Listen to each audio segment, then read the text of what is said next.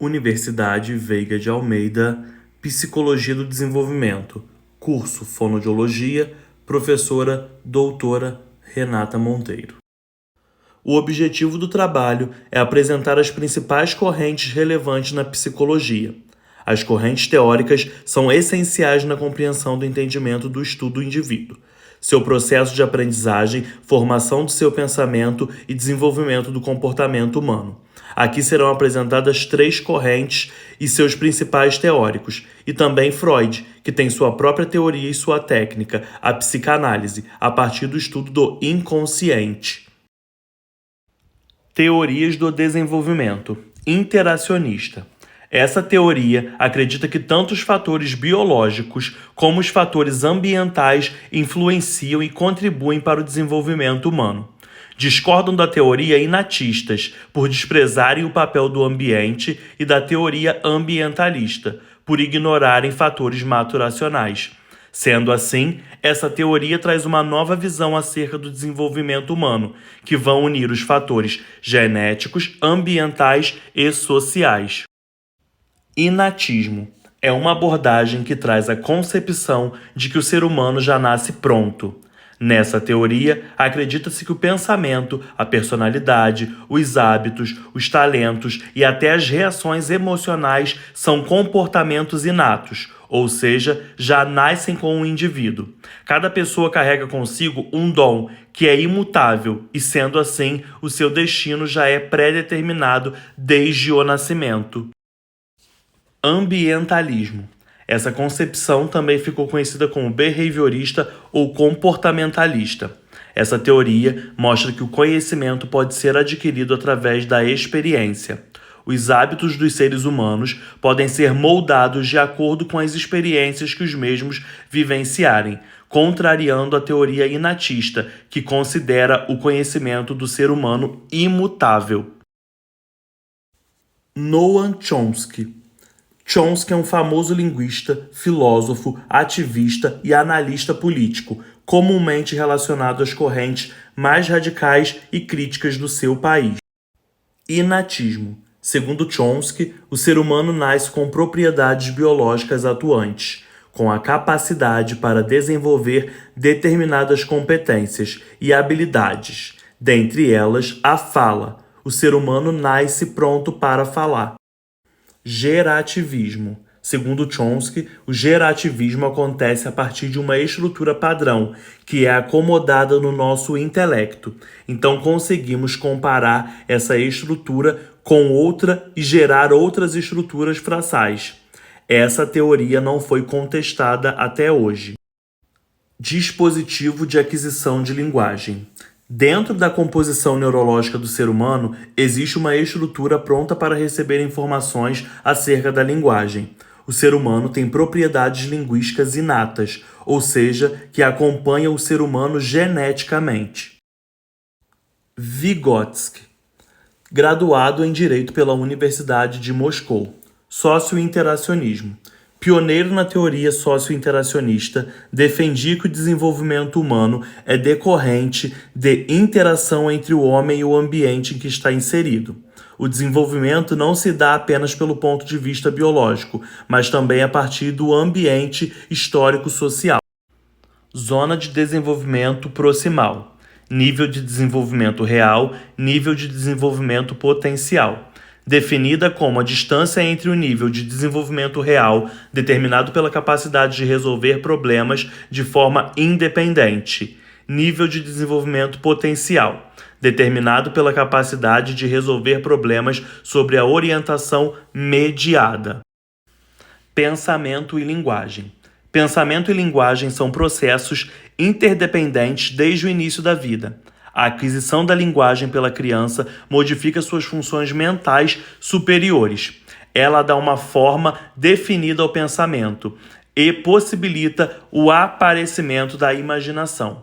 Já o uso da memória e o planejamento de ações. Segundo Vygotsky, temos inicialmente um pensamento pré-intelectual e uma fala pré-verbal. Com o amadurecimento do pensamento e da linguagem, eles sendo interrelacionados, passamos a ter a formação de um pensamento intelectualizado e a fala verbal. Fala social, básica, permite a interação social. Fala egocêntrica, começa a unir o social e o raciocínio lógico, desenvolvimento intelectualizado. Fala internalizada, fase intelectualizada, o pensamento já está mais trabalhado, mais sofisticado, se pensa antes de falar.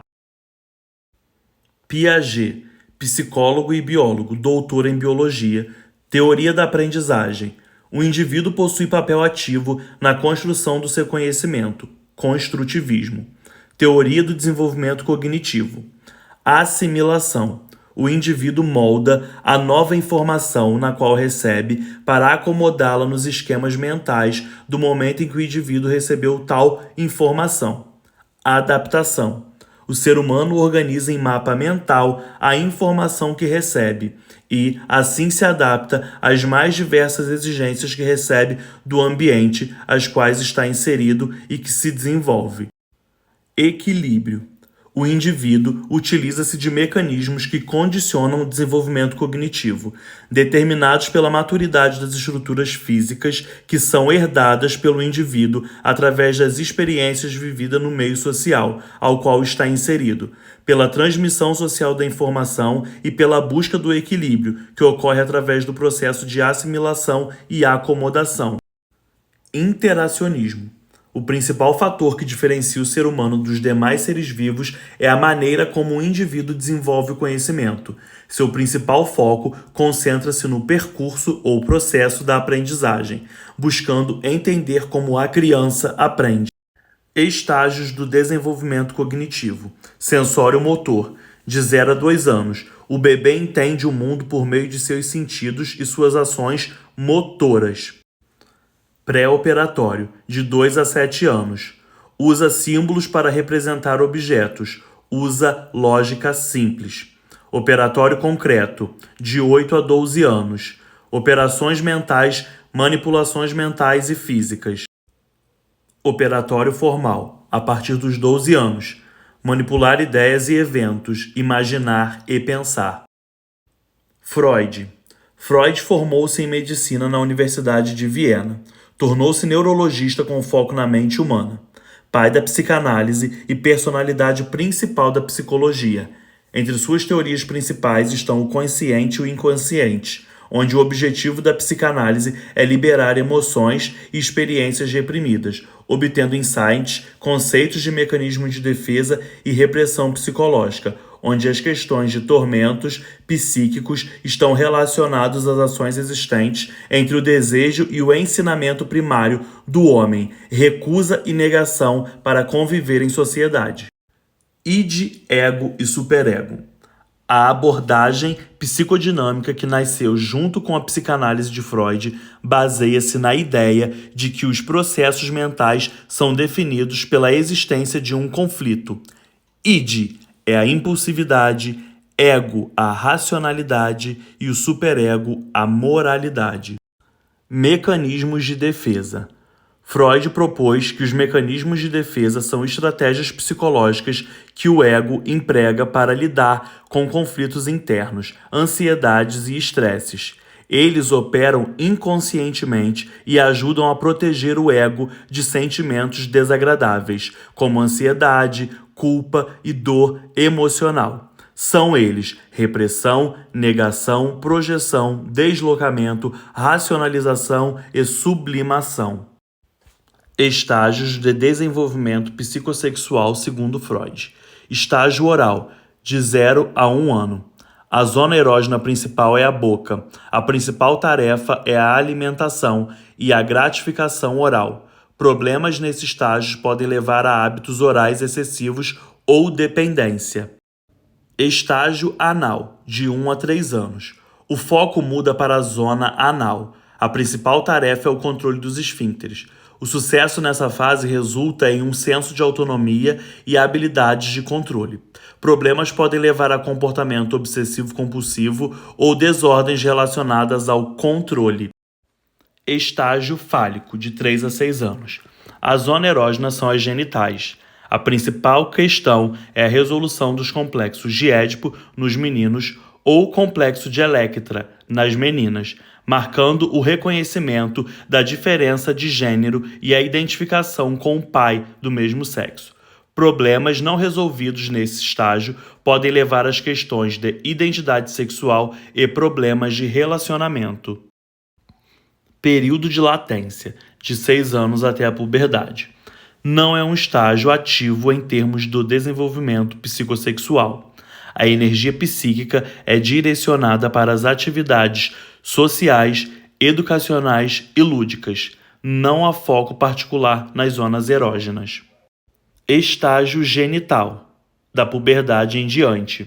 O interesse sexual é reativado, agora direcionado para fora da família, em direção a parceiros adultos. O objetivo é a intimidade sexual madura e formação de relacionamentos adultos saudáveis.